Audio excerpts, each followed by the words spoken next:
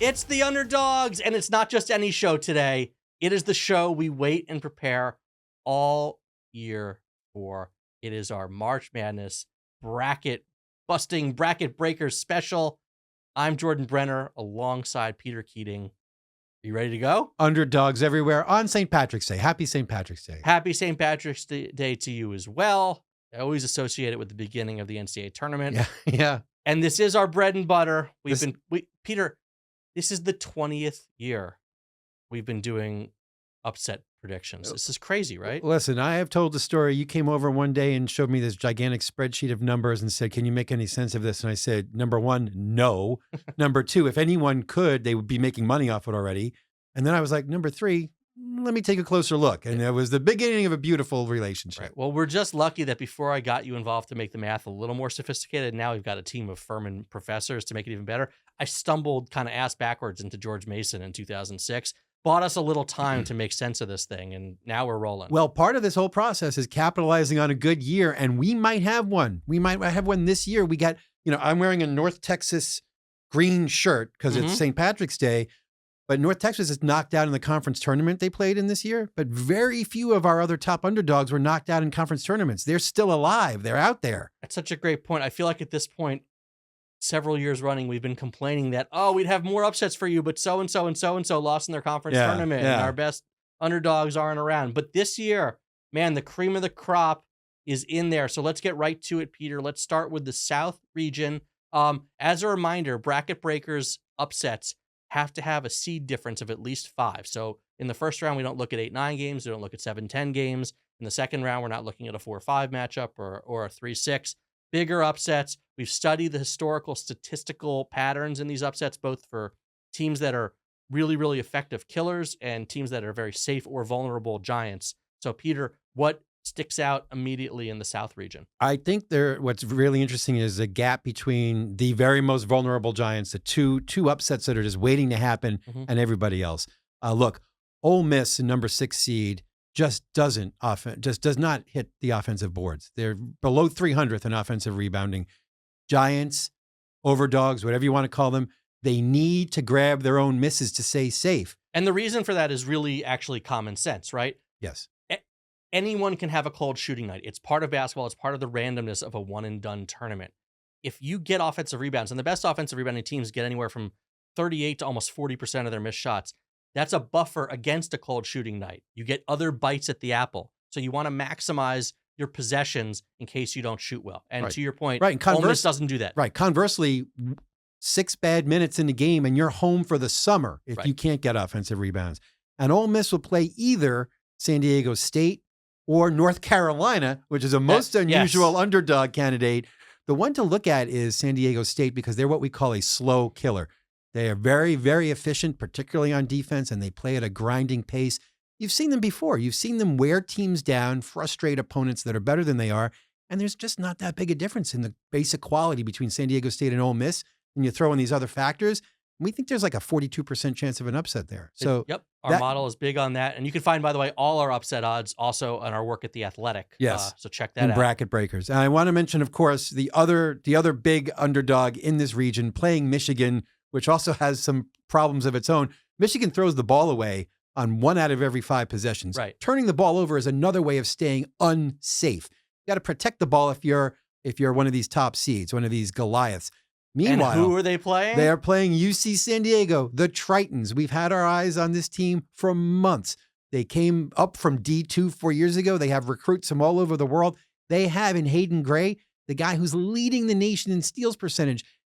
What's great about UC San Diego is they have built a massive possessions advantage.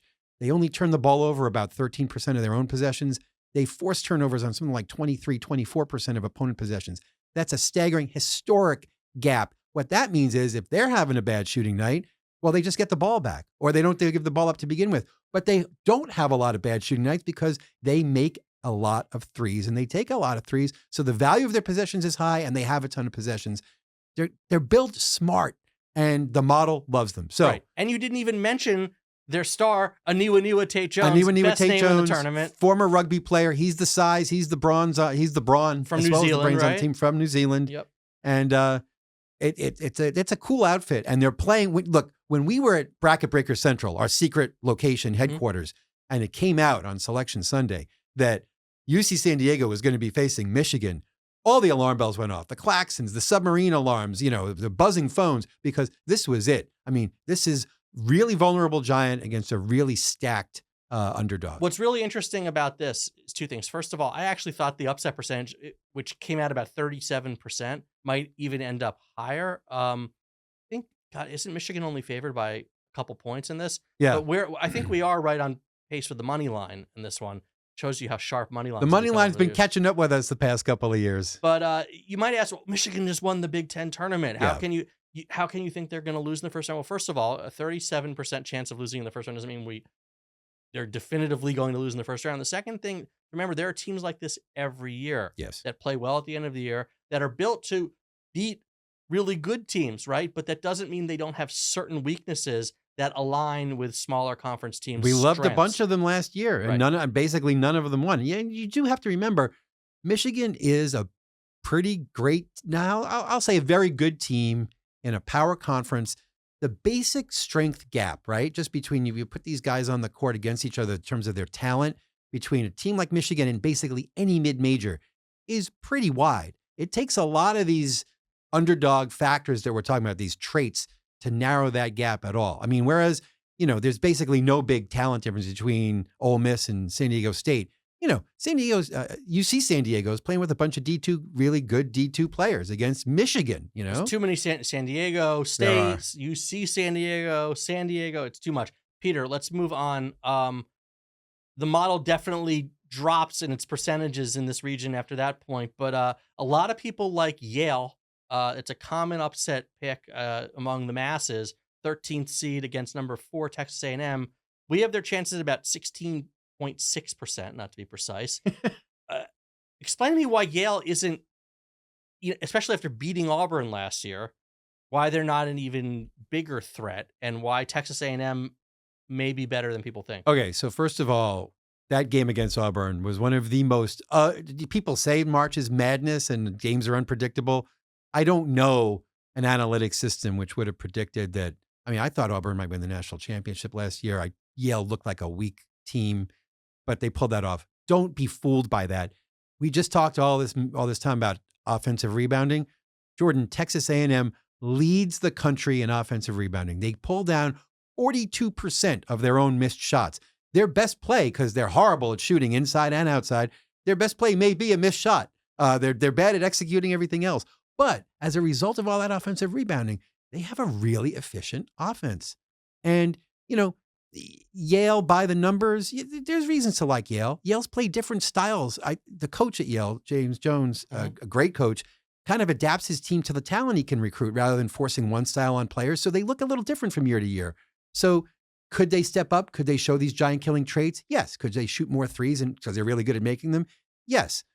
I was going to ask, is there a little chameleon ability, which was what we call teams that adapt their style to more giant killing tendencies against better opponents? So to your point, the classic example is a team that in the regular season doesn't take a lot of threes, but hits them at a high percentage. Can they increase the volume to increase their chances against a better team? They only played a couple of really tough opponents. Now, against Purdue, their best team by far that Yale faced all year, they did take 26 threes. It was 40% of their shots. But was that because they were behind or because they were trying it on purpose? We don't know.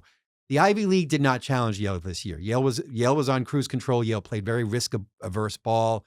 So they haven't shown an ability to take a lot of risks this year. But could they do it? Yes. So we give them a puncher's chance, 16, 17%. Speaking of puncher's chances, Lipscomb against Iowa State, about 11%.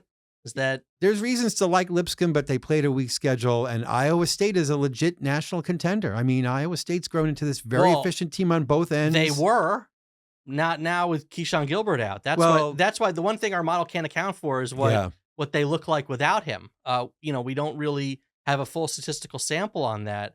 But that's a future rounds question. There's about a gap of like 30 points per 100 possessions between full-strength Iowa State and full-strength Lipscomb. And that's more than can be filled by any of these injuries or other factors we're talking about. And I assume there's nothing to see with the 1 and 2 seeds, right? No vulnerability for Auburn or Michigan State. No, but I will tell you this. In researching St. Francis of Pennsylvania, who has a chance to play number 1 seed Auburn.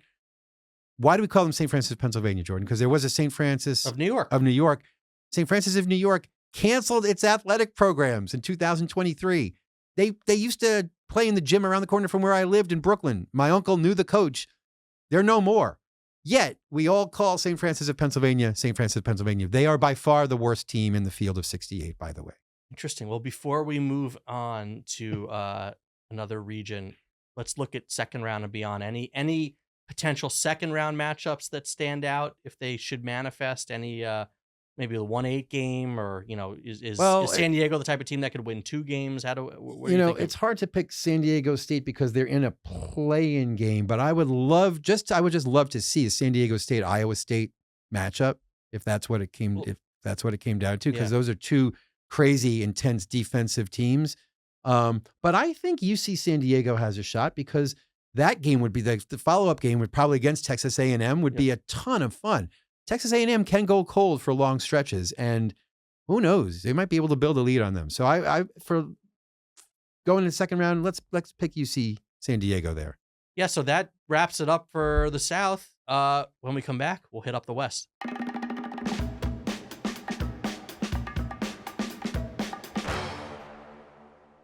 And we're back with the Underdogs bracket breaking special, and we've moved on to the West region in our preview of everything going on around the country. Jordan, out west, what strikes you as an improbable, cool upset lurking out there? Well, our top upset in this region really isn't an upset anymore. Every year we get a game where the lower seeded team is actually favored for a variety of reasons. Last year we had it Clemson against New Mexico. New Mexico as the 11 seed was actually a favorite. This year we've got a 12 seed right now that's favored over a 5. That's Colorado State playing Memphis. Our model gives Colorado State about a 42% chance of winning. So it's actually below the money line at this point. And the difference is the betting markets can account for the injury to Tyrese Hunter on Memphis, one of their key players, a guard. That's not as baked into the model. But that even without Hunter's injury, this was a very, very likely upset. Jordan, let me ask you something. Yeah. How does that happen? How can a 12 seed be better than or anywhere close to on the merits? 5. There's a gap of 7 seeds. I mean, how the hell does that happen? Well, honestly, especially you see this year, the further down from the top you get, there's more bunching. Also, like, think about it, right? Like, there are 364 teams in the country, and you're saying that, okay, a 12 seed should be roughly the 45th to 48th best team in the country, and a 5 seed should be 16 or 17 to 20, right? So it's like, should there be a huge difference between, say, the 20th and the 45th best team in the country? Maybe not. And then it narrows even more when you look at our giant killing tactics, right? So in particular, we mentioned teams that you didn't like in the South, right? Well, there's another factor beyond just what we call like our special sauce, right? Which is the similarities to previous Giants and Killers. There's just a simple how good are you component. And Memphis is kind of overrated. They're ranked just 51st on KenPom.com. As I wrote in our athletic article, that's below Northwestern, okay? Right. Not in the tournament. They also really struggle to hold on to the ball. They turn it over on more than 19% of possessions. That's like a Michigan-like number. And they don't keep teams off the offensive glass. The team's offensive rebound about a 32% rate. Colorado State is not built like a classic giant killer. They don't really play high risk, high reward style. They're not a great offensive rebounding team either. They don't really force turnovers. They do shoot a lot of threes, but they're hot. They've won 10 in a row. They got Nick Clifford, who's really a do-it-all, 19 points, almost 10 rebounds, and 4.5 assists a game. The other interesting thing I'll point out, our model has a similar games component, as we've talked about, right? 3 of the 4 games most similar to this matchup, historically, ended in upsets. So you know what's interesting to me is that year after year after year, I don't know whether to be happy about this because it keeps giving us an opportunity to talk, or to be just bereft because it means nobody's really paying attention to the right numbers. the same kinds of teams keep getting overrated. Teams that win a lot of close games. Yes. Teams that win recently. Teams that maybe a little bit teams that are famous, and also, teams that are good shooting teams that don't have these harder to detect possession building techniques. And I think Memphis is just Memphis is well known and won a lot of close games. One of their, I don't think the well-known factor matters at all, but I think that, especially, you can make the case for almost any everybody program, is, but right? the close games thing is a big deal. Right. That's the difference between predictive rankings and resume rankings, right? You can't punish a team for winning a lot of close games or unsustainable things in terms of their resume. They want them. But if you're looking to project the future, on KenPom, I think Memphis has like the 20th highest luck rating. So going forward, probably won't be as good as they've been. Also, North Texas has to make some shots in a conference tournament to ever make it instead of Memphis. I mean, Memphis is really fortunate in how, they're the teams that are fighting with a conference tournament position with them are scoring 52 points a game every spring. It's just going to go down. So, Peter, that's not my favorite game in this region. My favorite game is the one I was losing my mind about right away. And that's the team we've been on this show in our writing for months. And that's the Drake Bulldogs. They're an 11 seed. They are playing Missouri, a 6. And we give this about a 34% chance of an upset. And it's funny because Drake is rated so well in our model. I was actually surprised that it wasn't even higher. I think subjectively we think it should be even higher than 36%. Well, so it's interesting. Let's go behind the curtain with our conversation a little bit last night, right? Because Drake, again, on its own is an even better underdog than that. So you've got two things working here. First, our classic version of our model, if you will, actually gave Drake about a 62% chance of winning this game. When we get to the more advanced math and we start bringing in things like similarity, the percentage dropped way more. For whatever reason, games similar to this Drake-Missouri matchup haven't historically ended in upsets at a very high rate. I think it was like 2 of the 10 most similar. And it's sort of what takes us from being an auto pick to one that I would still recommend. And by the way, we're still ahead of the money line on this, but it's not quite as gaudy as we thought it'd be. But again, the real interesting thing is you've got this incredible underdog.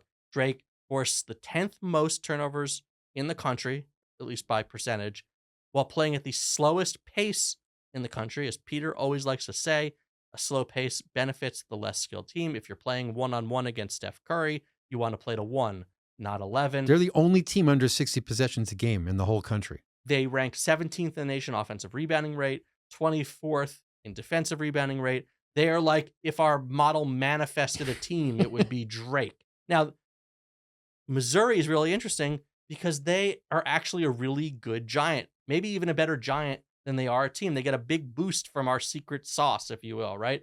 Now we have to decide. We should decide now, secret sauce or special sauce? You've used both. It's a secret sauce. It's a secret sauce, right? Yeah. Okay, I want to make that clear. And I'm not going to reveal the ingredients. Write to us about the secret sauce. Right.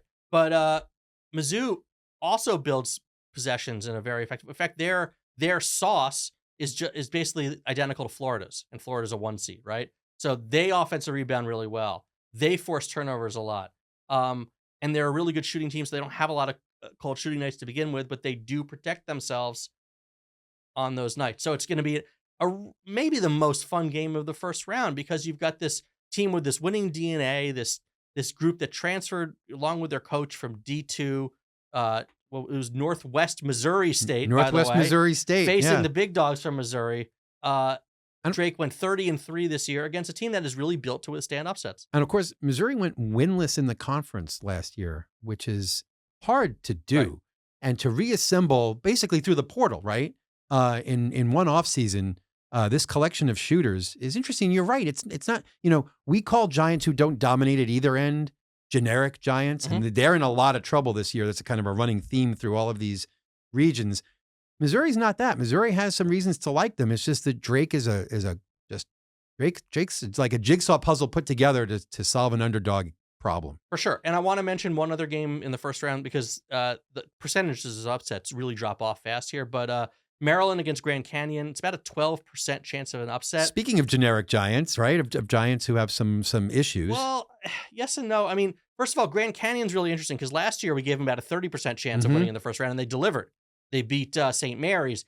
This year's team hasn't been as good. Part of that is the injury to Tyon Grant Foster, who just recently returned for the conference tournament. He only played in 25 games in the regular season. I imagine a full year's worth of Grant Foster playing at last year's level probably would have upped their numbers. But this team hasn't been as good as last year's version. That yes, they still force turnovers, but this year they play faster, they shoot worse, they're less effective on the offensive glass. Slingshot doesn't like any of those things. So compare that to Maryland, who really does an excellent job in managing possessions, especially when it comes to turnovers. They only turn it over about 14.5% of the time. They force turnovers on 20% of opponents' possessions. That is really, really good. Also, Peter, we've talked a lot about the difference in possession length.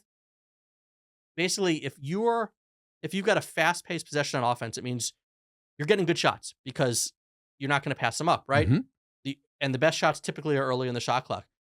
If on defense you're slower, that's good. It means you're forcing opponents to grind out possessions. They're not getting early looks at the basket, and there's probably a good amount of possessions in there where they're down to 5 on the shot clock and going one-on-one. Maryland's got a big possession length advantage from offense to defense. They also have Derek Queen, who's got 8 double-doubles in his past 10 games. But this is not, you're going to hear a lot about Grand Canyon. This is not last year's giant killing Grand Canyon. Yeah, and if they had the team healthy, maybe it would be closer.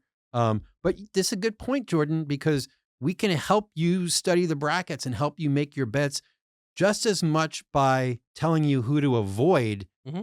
A lot of underdogs who don't deserve to get trendy right now, and you got to stay away from them. You get leverage, absolutely. And that's true in the second round too. What's interesting here to me about the second round is there's no game in our model right now, and this can change based on results of the first games, that even rises to a 30% upset chance probability. Weren't you telling me Selection Sunday evening that Drake was going to make the Sweet 16? Yeah, and that's our best bet of the group. If they play Texas Tech, they've got about a 26% chance of winning. Again, Texas Tech, good giant. Does a lot of things well that you like to see. In my bracket, am I going to take Drake to the Sweet 16? Yes, I am. But well, let's point out probably the biggest reason to take in a possible second round matchup Drake over Texas Tech. The one thing that Texas Tech does that keeps them in trouble, they play at a real snail's pace. Texas Tech is always in close games. They're winning a lot of them, and I don't think that's just luck. I think they grind out their advantage in fewer number of possessions. But you can hang tough with Texas Tech. Yeah, look, they're a good offensive rebounding team. They don't turn it over a lot, but they're on defense. They don't force a lot of turnovers, and they do let you get on the offensive glass a little bit. I would expect they're a very efficient offense. Again, 2 very efficient offenses that play at slow paces. So this might be a game where the total doesn't look high, but yet it's an efficient offensive game both ways. A couple other potential matchups I want to at least flag. Kansas is struggling. St. John's is hot, but the model does give Kansas about a 23% chance of beating them. If the Jayhawks should get past Arkansas. St. John's does a lot of things our model likes as a giant. Again, rugged, great defense, offensive rebounds, forced turnovers. They don't shoot well.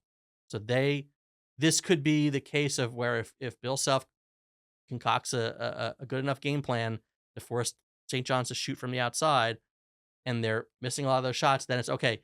Can Hunter Dickinson and KJ Abrams control the boards enough to keep St. John's from getting those second shots? It would be a fascinating matchup. But we can take an extra minute. You can take it out of my next segment if you want, but I just want to know who's done that successfully against St. John's so far. St. John's, what's their ceiling? They keep beating, for about 3 months, they just keep beating better and better teams. Now, 2 seed is really high ceiling, especially with their 6, national championship likely contenders. But I don't think it's just hometown bias. No, I think, look, if I want to throw cold water on St. John's, it would be that there's a lot of talk about the ACC not being that strong. The Big East, not that good either. No other team in the top 25 of KenPom besides St. John's, and their 2 toughest non-conference opponents, they lost to Baylor and Georgia. So that's my counter argument. Not saying they're going to lose. They're favored, but yeah, we talk a lot about wounded assassins, right, Peter? Teams that are from big conferences, struggle through the regular season. NC State last year, perfect example. Who's more wounded and who's more of a classic assassin than Kansas? Yeah. Just saying. All right, and we'll be back after this to head over to the Midwest region.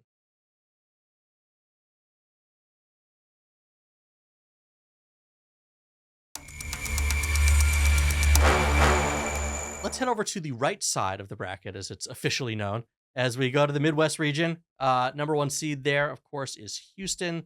Tennessee is the 2. But Peter, we're interested in upsets. Where is the model taking us? Yeah, first? it's not against Houston. SIU Edwardsville is Houston. I just want to throw this out. I don't know what you think. I think Houston is going to win the national championship. I'm just going to name that now. Okay. I mean, hearing the phrase Kelvin Sampson's best offense, that's something, because they always play hard and their defense is fantastic and they do build possessions. They are a great giant, and I'm just going to say that now and see what happens. All right. Our model loves a team that it loved last year in this region, the McNeese Cowboys. We got a 31% chance of them beating Clemson as a 12 seed. Mm-hmm. And McNeese is one of those teams we liked a lot last year that didn't come through but came close, that does a lot of these underdog things right. They when they shoot threes, they hit threes, they get a lot of turnovers.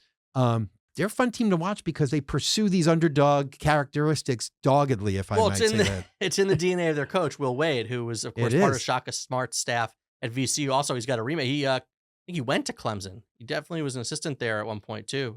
You gotta when coaches leave for whatever reason, we don't need to discuss why, but you got to watch when they resurface, where they resurface. They often surface a rung or two lower than where they had their greatest glory. Sure. But then go back to work rebuilding the same kind of stuff. So there's a little havoc going on with McNeese. Yeah, well, that quarter of the region actually could be super interesting, because you don't just have Clemson, McNeese, you've got Purdue, High Point. Could we be looking at a 12-13 matchup? The coveted and rare 12-13 matchup, bringing to mind, who did USF played who? Was it Morehead State that year? Who knows? There's some exciting 12-13. St. Bonaventure, I think. No, there was some, maybe. There was some great 12-13 matchups in our databases. Yep. But High Point, Jordan, we're giving them as the 13 seed. Well, this is, I think, their first tourney berth. This is the first tournament berth. You know what that would make that? A high point? The high point of the program. The high point of this bracket, the high point of everyone's career at High Point. Yep. And we give them almost a 30% chance of beating Purdue. And now, this brings up a point again and again and again. Purdue, Wisconsin, to a certain extent, Maryland, Kentucky even. There's a lot of teams who are top seeds, great shooters, look great, get popular because they look fantastic, because they're making a lot of shots, who don't pursue, at least to a dominant extent, these possession building strategies we're talking about, either forcing turnovers or protecting the ball or hitting the boards at either end. Taxes, Sarah, our producer, yelling at me, and Purdue being a vulnerable giant. That's exactly right. That's exactly right. And this, these, and when we look at the reason why they're vulnerable is when we look at similar games from the past, mm-hmm. Okay? These are the types of teams that lose early. Do you know what team crops up in Purdue versus High Point's similar games? I think you might tell me. Vanderbilt teams from the early 2010s. Before there was Purdue, we made fun of Virginia. Before we made fun of Virginia, we made fun of Georgetown. Before we made fun of Georgetown, we made fun of Vanderbilt. Was those the Stallings teams? The Stallings teams. They went down. They were famous for stalling out in the tournament. They went down to Richmond that one year. It was amazing. Anyway, that's what this Purdue team kind of plays like. They don't have dominant rebounders at either end. And High Point, there's a lot to like. Now, look, who's High Point played? What's their schedule? The schedule is weak. And the problem with any mathematical model in lining these teams up is you can't have everybody play head to head. So you have to take your best mathematical shot at adjusting for schedule strength. And that sometimes means these very weak teams look great on paper and then aren't competitive. But High Point has a lot. I mean, High Point shoots threes. High Point forces turnovers. They built it right to get into the tournament. Peter, let's stick with any other first round matchups that interest you, because then I want to get into what may be the most interesting second round of any of the four regions. But Illinois sitting there as a 6th seed, facing a play-in game winner. What's going on there? The percentages look kind of impressive. Like does Texas or who is it? Xavier have a shot, but it's 27%. That's kind of what your basic average rate is for 11/6 upsets. So Sure. that is not thrilling me.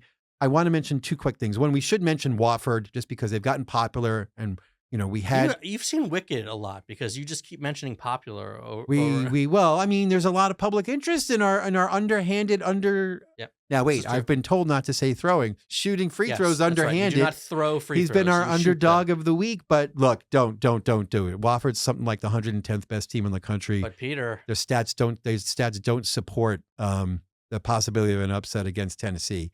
But Peter, yeah, there's another SEC team that's highly seeded in that region with a history of falling, and they're facing a team you like a lot, right?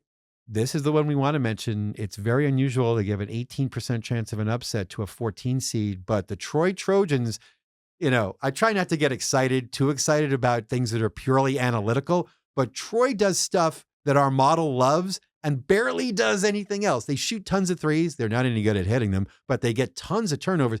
They have with Tatum Connerly, the second, we talked about the guy at UC San Diego before. Troy has the guy who's number 2 in steal percentage in the whole country, and he's fantastic to watch. They're an entertaining team. And you tell me if you had this on your bingo card, Jordan. Mm-hmm. Troy, okay, from somewhere out in the middle of Alabama, right now, 4th in the country in offensive rebounding percentage. Did you have that? Did anyone have that on their dance card? They work their butts off in defense, transition, offensive rebounding. They make their possessions, they make their work count getting extra possessions, and then they shoot lots of threes. But there's a Kentucky component to this too, because we wrote about them as one of sort of our most vulnerable giants. Not to say that Mark Pope is not doing a really good job in taking over this program post John Calipari and putting in his own stamp. He is, and he will.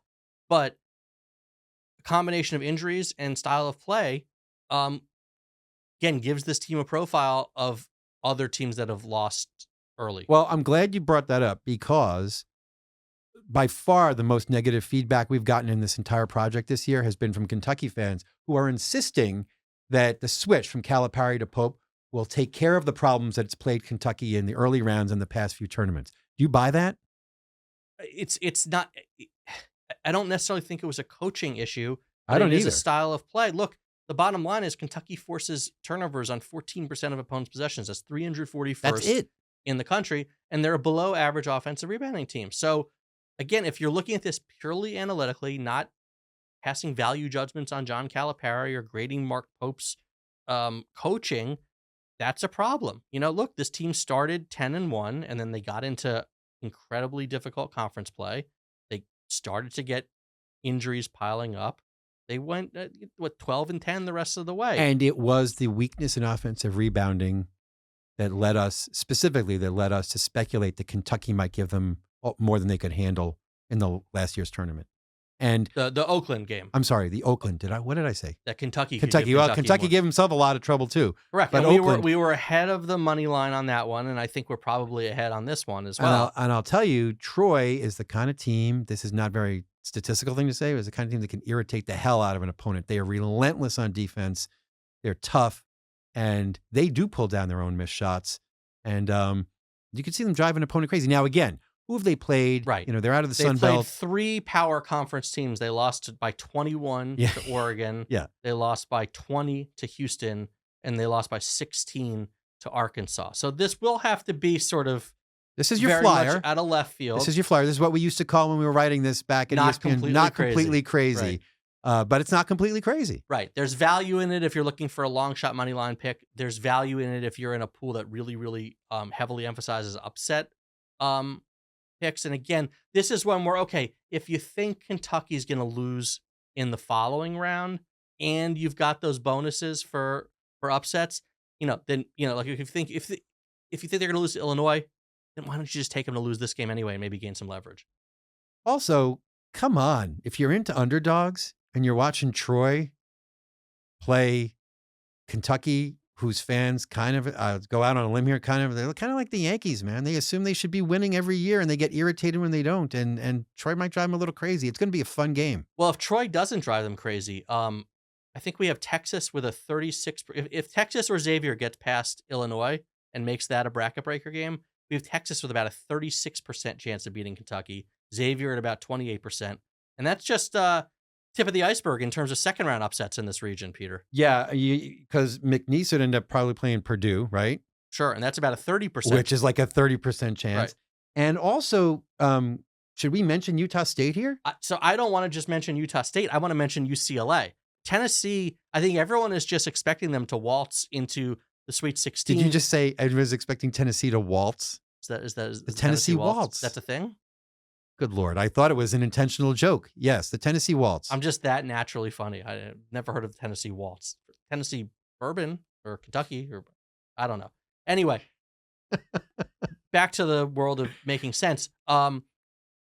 Not only Utah State, who we'll get into, has been one of our favorite underdogs we've been talking about again for weeks. Peter, in like December, I texted you and said, look at UCLA's Ken Pom. They have they're going to be a giant, but they play like a killer. These teams have about a 25% chance of beating Tennessee, either one of them. I love all this second round action. Should we also bring up the fact that Houston's in line to face Gonzaga? Well, but that's really interesting because we thought Gonzaga was going to have a better chance than they do. It's like about 12%. Yeah. I mean, I personally have thought for a while, well, before they went on the rampage, in the last couple of games that they played, that they were the most underrated team in the country. Very rarely, Gonzaga was in the top 10, maybe getting a double-digit seed until just very, very recently, but they're going to run into a buzzsaw, unfortunately, when they have to face Houston. Right. But again, pay attention to that Utah State, Tennessee, or UCLA. Utah State forces turnovers, offensive rebounds, takes a good number of threes, force very slow possessions. Very slow. Not on offense. They've got that possession difference. Right. They have that split, one of the biggest splits in the whole country, where they play fast, but they play fast, they make their opponents play slow. Correct. And Mick Cronin's UCLA team forces turnovers 7th highest rate in the country. So they could cause some problems for Tennessee with their ball pressure. I'm kind of intrigued because I don't usually at this stage, I don't pay as much attention as you do. And I sometimes pay the price for it for second round matchups. But I think we've named four or five here to fill out your brackets with an eye towards the second round, not just these first round upsets. There you go. Well, we got one round left. Let's hit up the East after this.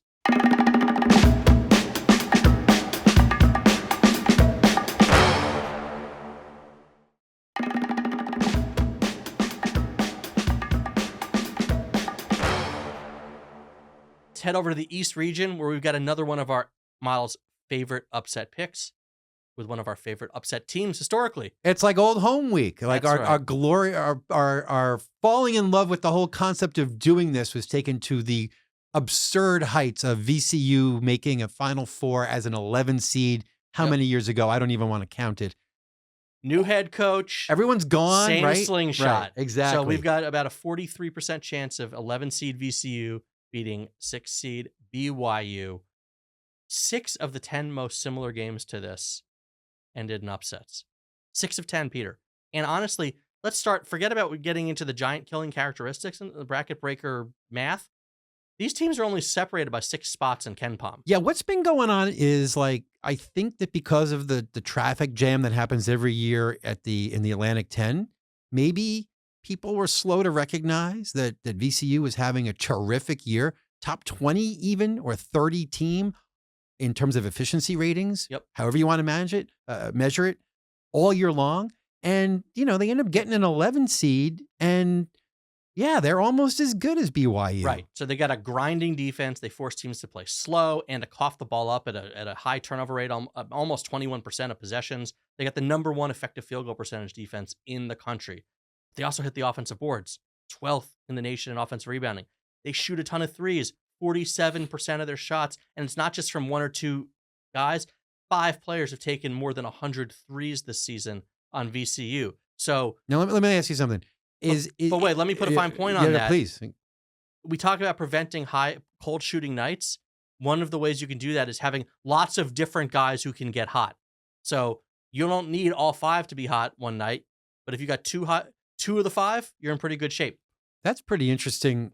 Is there somebody there? Is Jamie Skeen's cousin or Bradford Burgess's nephew?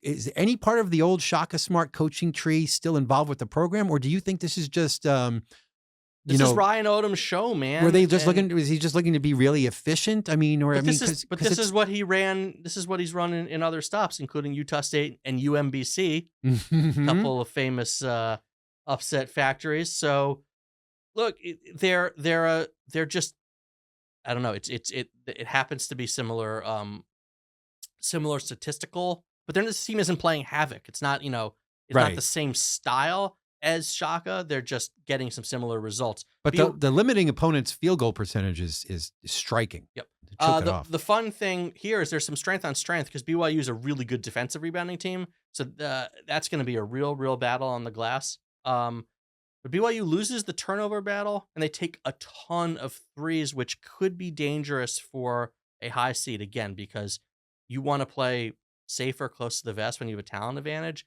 You take a lot of threes, you're opening up more variance, right? You're injecting risk into your game if you take lots of threes, and that's what BYU does. BYU is hot. They'd won 9 straight before losing to Houston in the conference tournament, including they beat Iowa State twice, Arizona, and Kansas. But look, the model loves VCU, and as we get to it later, they'll love them in the next round also.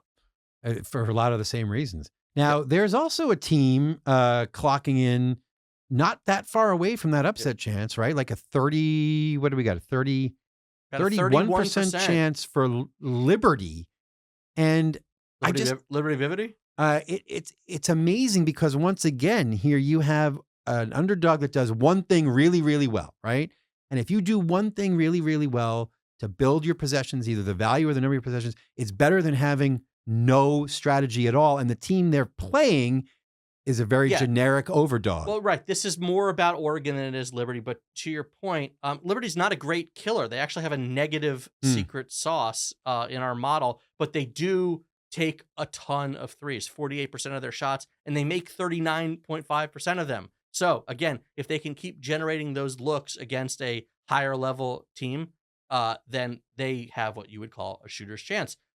As you mentioned, Oregon is they fall into the family that we call generic giants that don't do any one thing particularly well, and these teams lose at a much higher rate early in the tournament. They're basically average at all the possession building things. And if you like our similar games model, well, 4 of the 10 most similar were upsets, including 2 of the top 3. Texas against Northern Iowa in 2016 and Providence against Dayton in 2015. So in a lot of other matchups, we look past Liberty. Oregon gives them an opening to shoot their way into this. We treat them as a one-trick pony. But, Oregon is also just not that strong a team for a 5 seed. I mean, we ragged so far today on Michigan, and we also didn't like Clemson all that much. Mm-hmm. But both of those teams are 5 seeds who are just flat out stronger than Oregon. So Oregon is probably overseeded and generic and could be taken down by a really hot team on a good night. Sure. Well, one team that we thought would be vulnerable was Wisconsin. They're the 3 seed. Unfortunately, they're facing Montana as a 14, who is just not built. That's a good matchup. Yeah, that's a good matchup for Wisconsin. Our model doesn't like Wisconsin. We said it last week. They're very reliant on threes. They're terrible offensive rebounding. They don't force turnovers. But Montana is the wrong matchup. Like they're even worse than Wisconsin on the offensive glass and forcing turnovers. None of the 10 most similar matchups to this one have ended in upsets. And then the other game that's getting some trendy upset thoughts is 13 seed Akron against number 4 Arizona. But our model isn't as bullish as some people may be. Arizona's a great offensive rebounding team, so we talked at length about how much safer that makes them. And then other than Akron's high volume 3-point shooting, our model isn't so impressed with them. They play fast. They don't distinguish themselves. I think people saw Akron win the conference tournament by coming back. They were outscored 2-1 at some point, something like 28-14. They came back, won that impressive game. But Jordan, there's basically a 20-point basic points per 100 possessions difference between Arizona and Akron. Don't be fooled. Just to jump back to Wisconsin for 1 minute, Jordan, who would they play if Wisconsin, as we expect, beats Montana, but VCU pulls off the upset? Play VCU, and as you mentioned, would VCU then face another team that's taking too many threes for its own good? We've got about a 44% chance of VCU beating Wisconsin. Okay. It's our favorite potential second-round upset. So again, if you're taking VCU to beat BYU, take them into the Sweet 16. Like Mom always says, if you're taking the, what would this be? If you're taking the 11 to beat the 6, you may as well take the 11 to beat the 3. There you go. I do want to briefly touch on the 1 and 2 seeds only for this reason. Normally like a 2 seed every now and then will pop up as having a little more vulnerability than, maybe a 10% chance of losing. This year, and it goes with what I've been saying, all the 1 and 2 seeds are very, very low probabilities of losing in the first round, which again, historically makes sense. But it also speaks to this year. I think there really is those group of 1 and 2 seeds are particularly strong compared to the rest of the country. You got, I think I've said it's a big 6 teams, the 4 SEC teams, Florida, Auburn, Alabama, Tennessee, plus Duke and Houston. And then look, you throw in St. John's and Michigan State, who I do think are a slight rung below those teams, but still very, very good. And you can understand these teams are not just really good teams. They happen to play styles that our model likes as Giants. We wondered what NIL, what transfers, what conference realignment would do. There's been compression towards the very, very top, maybe some dispersal through the bottom, but that top 6 to even 10, the top 8 or so teams are power giants. Let me look at the second round a little bit. We've already mentioned VCU against Wisconsin, but the one that jumped out at me is if Vandy gets by its first round game, they would play Alabama in a second round matchup of SEC schools. And we already saw Vandy beat Alabama on the football field this year. And our model gives them about a 22% chance of beating Alabama on the basketball court. What's really interesting is we talked about how Vandy was always a joke as a favorite, right? In the Stallings era. This team is actually built like a killer. And it sort of is their role in the SEC, right? They are an underdog when it comes to that conference. They have a huge turnover advantage, offense and defense. That's a very, very big factor for them. They shoot a good number of threes. They could cause Alabama some difficulty. They did lose by 16 points at Alabama earlier this year, but I wouldn't overlook that game. Now, how much is that Vanderbilt's ability to trip people up, and how much of it is do you put Alabama a notch below the other top teams? I've seen some metrics-based systems, and some of the recent results suggest that Alabama maybe is there's a gap between the top 5 and Alabama. I don't think so. I think especially Alabama's peak level is really strong. Great offensive team. Yes, they have some issues defensively. They're one of the worst teams in the country at forcing turnovers. They are not a lock you down defensive team, but they can score 95 on anyone. So, and let me ask you one more thing. Yep. Where do you put Duke coming into this? Do the injuries take their toll? Did they get by what they needed to get by with their miracle lane violation win? I mean, are they going to be back? Where are they going to be? The ACC tournament was gravy. Every indication is that Cooper Flagg will be fine and back for the NCAA tournament. I'm not expecting anything else. So I don't look at them as particularly vulnerable the first weekend. The big thing that I would like to know to be even more confident in picking them against the best teams in the country is Malik Brown's status. I don't think people realize how important a player is because he averages about 2 points a game. But he is as good and versatile a big man defender as I've seen in the country. The guy can switch on to guards and actually do a better job of shutting down the guards than guards can. He's that good defensively, that versatile. He did a good job on Janai Broome when they played Auburn earlier in the season. He unlocked so much for them defensively. I don't know if he's going to be back with that second shoulder dislocation. Well, typically while you're studying all this, I'm toiling away looking at the very lowest seeds, and I'm pretty confident in picking Alabama State, the SWAC champion, to beat St. Francis. I'll still add of Pennsylvania, but I have to say I do not know who's going to win that other 16 playing game. You got any idea who's your pick to actually play Duke? I'm assuming you're going to say, for old time's sake, Mount St. Mary's, but I'm not sure. I can't even begin to tell you. These are the underdogs of underdogs. I will say you that 16-seed play-in games. I will say you that your Akron Zips, you may not love them, but about 20% chance of beating Oregon if they do manage to. That is we have not seen a lot of what we call wounded assassins, low-seeded power conference teams that are better than they appear. Mm-hmm. But we have seen in this discussion, in these brackets, a lot of what we call generic giants, low or actually mid to high ranked favorites who are just not as good as they look. That's a big theme. Well, on that note, we have reached the end of what we can tell you. But fear not, we've got another show coming up. Our regular show this week, we'll dive into the women's bracket. And of course, follow all of our writing over at The Athletic.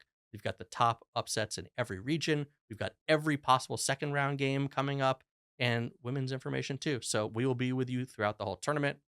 Till then, I'm Jordan. That's Peter. Let's enjoy the upsets. Let's ride these brackets.